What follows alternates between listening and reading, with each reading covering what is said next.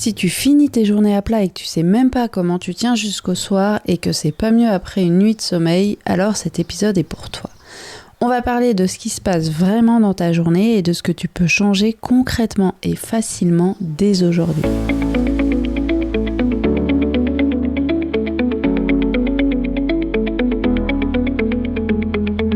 Bienvenue dans La Vie c'est maintenant, le podcast pour celles et ceux qui veulent retrouver un équilibre entre le pro, les proches, leurs envies et besoins personnels, sans pour autant s'oublier ni s'épuiser.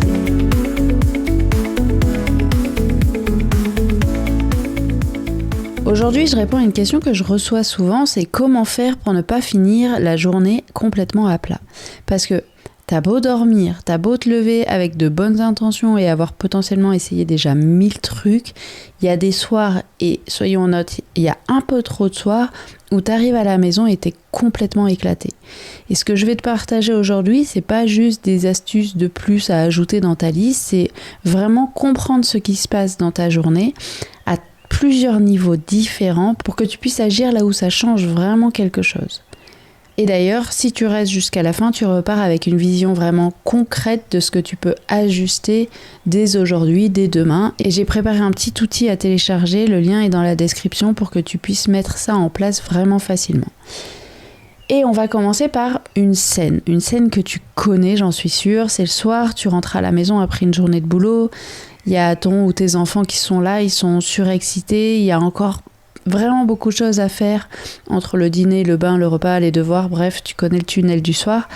Et toi, en fait, t'es là, mais t'es déjà en mode survie. T'es physiquement là, mais mentalement, t'es pas vraiment disponible, émotionnellement non plus. T'es juste dans l'envie de te poser parce que t'es déjà vidé.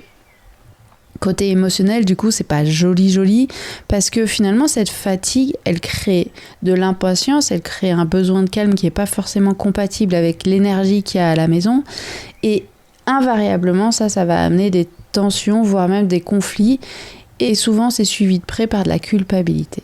Bref, c'est vraiment le type de soirée qu'on a envie d'éviter. Du coup, on va rentrer directement dans le vif du sujet. Et donc, pourquoi t'es à plat même quand tu te reposes, ça, j'en ai déjà parlé en détail dans l'épisode 2 de la saison 5. Je te mets le lien dans la description. Aujourd'hui, l'idée, c'est vraiment d'aller plus loin.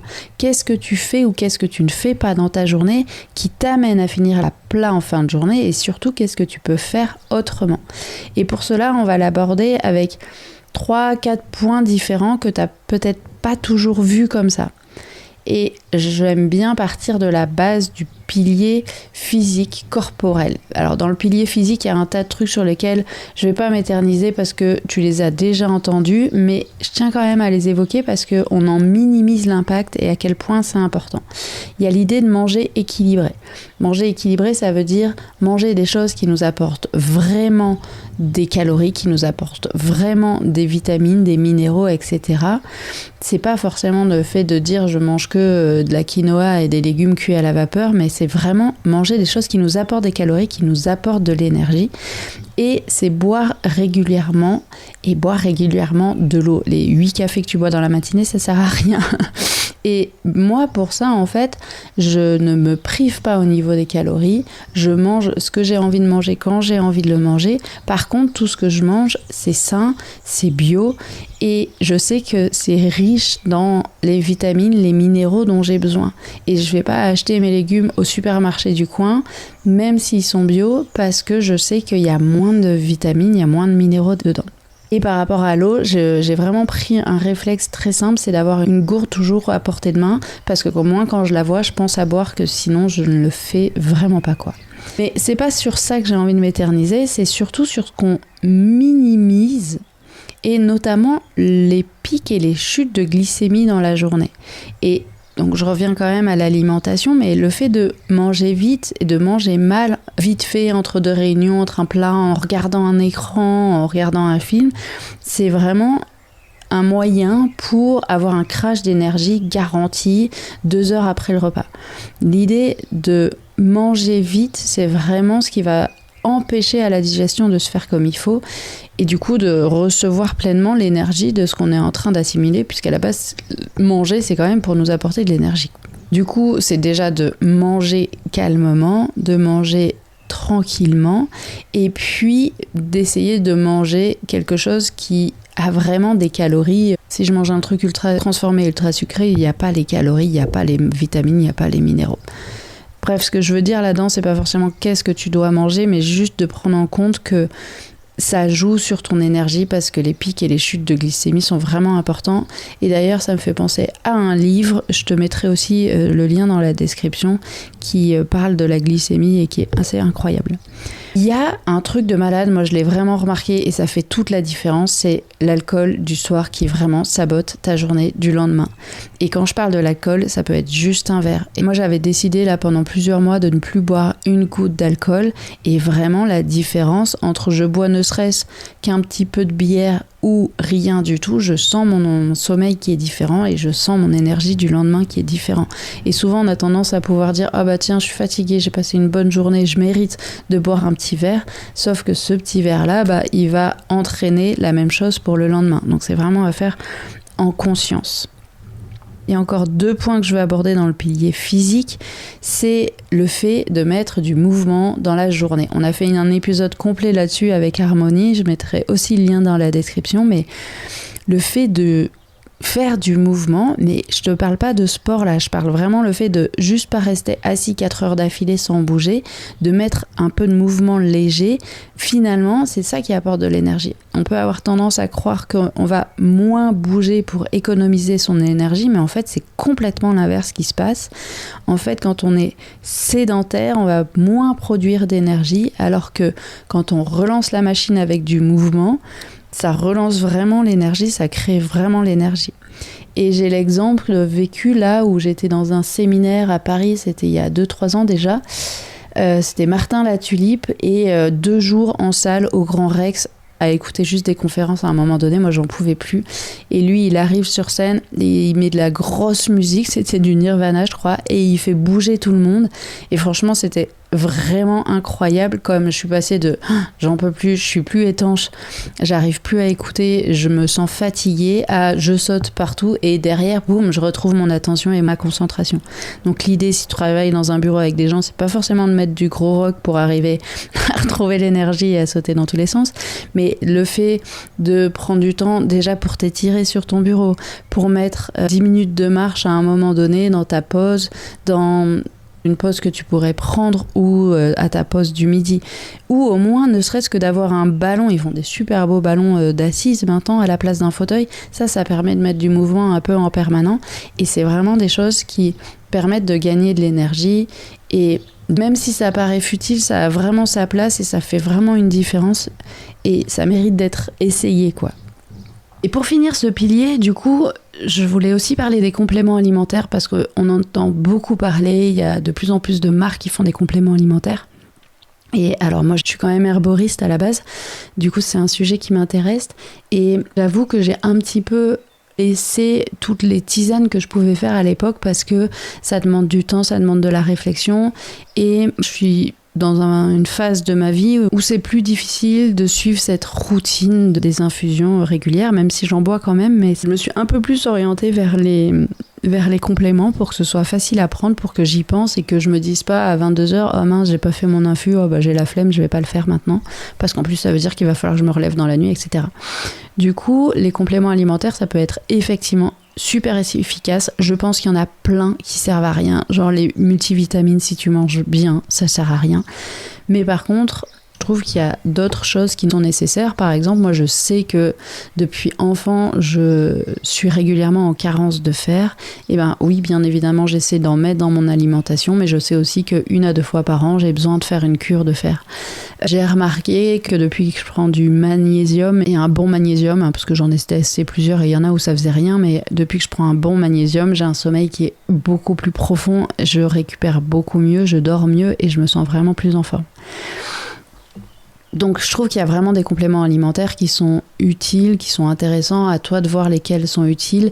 J'ai pas de collaboration commerciale, mais personnellement j'utilise la marque NutriPure parce que après avoir testé plein de choses, je trouve qu'ils sont vraiment très bons et très efficaces. Je te mets un lien dans la description parce que vu que moi j'ai un compte chez eux, si quelqu'un vient et est parrainé par moi, il peut avoir moins 10%. Donc si tu as envie de tourner vers les compléments alimentaires, je te mets le lien dans la description. Il n'y a pas de collab, c'est juste parce que moi je trouve qu'ils sont très efficaces et t'en fais ce que tu veux.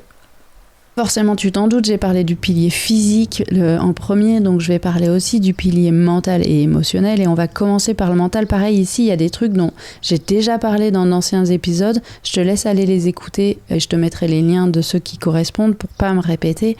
Mais dans l'épisode numéro 1, le tout premier, je parle d'arrêter le multitâche, le fait d'essayer de faire plein de choses en même temps. Le cerveau, il est pas fait pour ça, ça l'épuise, ça le vide vraiment, ça consomme une énergie incroyable. Et ne pas le faire, ça te permet d'arriver à la fin de la journée en ayant un peu plus d'énergie. Le fait de laisser des moments de vide aussi, le cerveau, il a besoin de rien faire par moment. Et ça, j'en parle dans l'épisode 4 de cette dernière saison-là. Et puis, il y a aussi le coût des micro-décisions. Tout ce à quoi tu dois penser qui fait que ça te prend de l'énergie. Et il y a des micro-décisions qu'on peut prendre une fois pour toutes ou une fois pour un moment plutôt que de les reprendre tous les jours. Et du coup, là-dedans, ça veut vraiment dire se faciliter le quotidien. Peut-être faire des drives, se faire livrer des courses, s'organiser. Alors ça, c'est rare que je dise que ça nécessite de s'organiser, mais quand je parle d'organisation, c'est vraiment ne pas faire du jour au lendemain tout ce qui peut être fait un peu plus sur le long terme. Qui garde qui et quand. Les jours de cantine. Moi, les jours de cantine, ils sont fixés sur toute la date où je peux les mettre. J'inscris ma fille à cantine. Il y a des jours où je sais qu'elle y va pas. Et puis après, s'il faut changer parce qu'on propose des échanges avec les copains, je peux aller changer. Mais au moins, j'ai pas à y penser toutes les semaines. Et en plus, ça évite les oublis, quoi. Et qui garde qui et quand, nous on a fixé que lundi, mardi, c'est Baptiste qui récupère notre fille et jeudi, vendredi, c'est moi qui la récupère. Et on sait, il n'y a pas à réfléchir tous les jours ou toutes les semaines de qui s'en occupe. Et quand il y a des déplacements, quand il y a des impossibilités, on anticipe du mieux qu'on peut en fait. Mais il y a toujours quelques semaines d'avance, sauf grande exception. Et ça vraiment, ça supprime le coût des micro-décisions. Et si tu veux aller plus loin sur le sujet, j'en parle aussi dans l'épisode 17. Et aussi, ce que j'ai mis en place, en fait, c'est que maintenant, je me fais livrer les courses. Alors, pas sur tout. Le frais, forcément, je continue à aller le chercher. Mais par contre, tout ce qui est sec, j'anticipe. Je fais mes achats sur Internet et au moins, je prépare mon panier quand j'ai envie, quand j'ai le temps, quand je suis dispo, quand j'y pense et pas forcément quand je suis au magasin. Et je suis livrée à un moment donné, j'ai pas à me déplacer, les sacs ils arrivent devant la maison, et alors ça peut être controversé par certaines personnes, mais en tout cas je trouve que actuellement dans ma vie, le fait de pouvoir commander à n'importe quel moment et penser à faire mes courses quand c'est 22h et que tout est fermé et me faire livrer directement à la maison, c'est vraiment un gain de temps et un gain d'énergie. Et du coup, je trouve que c'est une option qui nous convient bien et on va peut-être pas faire ça pendant 10 ans, mais qui nous convient bien actuellement. Et si t'es intéressé pour faire ça, c'est pareil, il n'y a pas de collaboration, hein, c'est juste parce que moi je trouve ça pratique et je te livre là ce que j'ai testé et qui fonctionne pour nous. Moi je passe par La Fourche, je te mets un lien dans la description de l'épisode parce que c'est un parrainage en fait et ça te permet d'avoir une réduction comme à moi aussi bien évidemment. Mais ce que je veux surtout aborder là dans le pilier mental, c'est de penser à un espèce de brain dump en milieu de journée. Ça veut dire vider sa tête sur papier ou sur ton ordi ou sur ton outil préféré, on s'en fout, mais de venir vider ta tête à 14h pour venir allonger, tu sais, les 50 onglets que tu as ouverts où tu penses à plein de choses là. Et à 14h, tu notes tout ça sur une feuille. Moi, j'ai l'habitude d'avoir des post-it pour pas garder tout ça en tête et au moins c'est comme si tu fermais des onglets en fait et du coup finalement ton cerveau il est pas en train de penser à plein de choses et il est en train de garder de l'énergie. Et puis il y a aussi le coût du contexte. En fait, à chaque fois que tu switches de tâche, ton cerveau, il paraît qu'il va mettre 23 minutes avant de se reconcentrer aussi bien que ce qu'il était. Alors, je suis pas forcément d'accord avec les trucs qui sont ciblés comme ça reste une étude, ça reste une moyenne, et peut-être que toi, tu arrives à le faire en 2 minutes. Mais en gros, c'est que c'est pas forcément le nombre de choses qu'il y a à faire qui épuise, mais c'est les interruptions constantes. Il y a des boulots où t'as pas le choix, où t'es sollicité en permanence et c'est ton job d'être à l'écoute et du coup, tu vas être interrompu plein de fois. Ça, clairement, ça fatigue et on peut en avoir conscience et ça permet déjà de faire « Ok, ça vient de là, c'est pas moi qui ai un problème, c'est vraiment quelque chose qui fatigue », de switcher en permanence. Mais il y a plein de situations aussi où on peut supprimer ce switch-là et ça va être de couper les notifications du téléphone. Ça peut être quand on est en télétravail de vraiment prévenir « Là, je bosse, on vient pas me déranger ». Moi, sur mon téléphone, il n'y a que la sonnerie vraiment du téléphone en elle-même qui sonne, il n'y a pas de message, il n'y a pas de mail, il n'y a pas de WhatsApp, il n'y a rien de tout ça. Et pour les messages et WhatsApp, il y a juste l'écran là qui met un petit numéro, mais c'est tout en fait. Et ça fait vraiment une différence parce que je ne suis pas sollicitée, je ne suis pas interrompue, parce qu'on a beau dire oui, mais j'ai entendu que ça a sonné, c'est pas grave, j'irai voir plus tard. En fait, le cerveau, il sait que ça a sonné et pour lui, c'est pareil. En fait, ça fait un onglet qui s'ouvre parce qu'il faut aller voir parce que ça a sonné.